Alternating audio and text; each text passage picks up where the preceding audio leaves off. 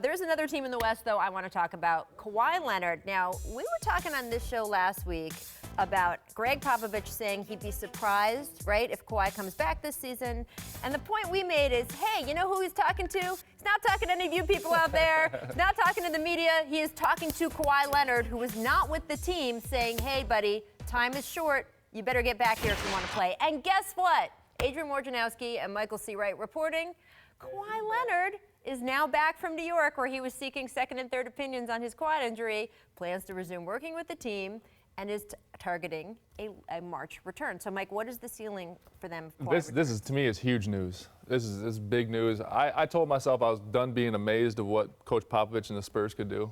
But then he does this with Kawhi playing 9 games. I'm like, this is ridiculous. But they know in there, and Pop knows in there, and that's why he's kind of been trolling them a little bit, is that there's a ceiling with with the team they have there now. Right. Kawhi Leonard removes that ceiling. He doesn't say he can win it, but I'll tell you right now, you put an elite player, top five. We were talking about him being MVP candidate coming this year. Are they in the race for the Western Conference Championship? They are. They are in the race. They are in the race. Put that up on the bar. Will they win it?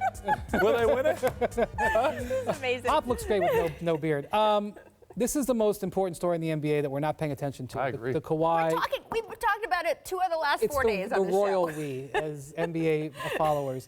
This is an extraordinarily important thing.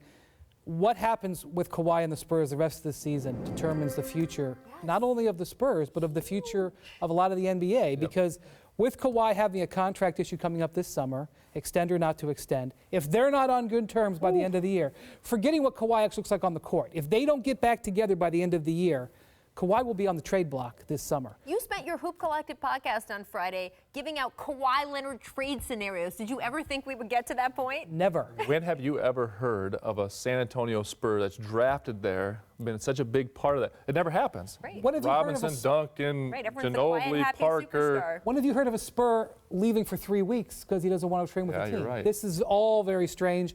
There's plenty of time to bring it back together.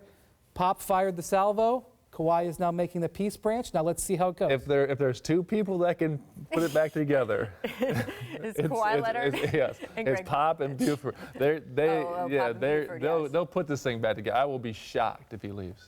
So will I. Interesting.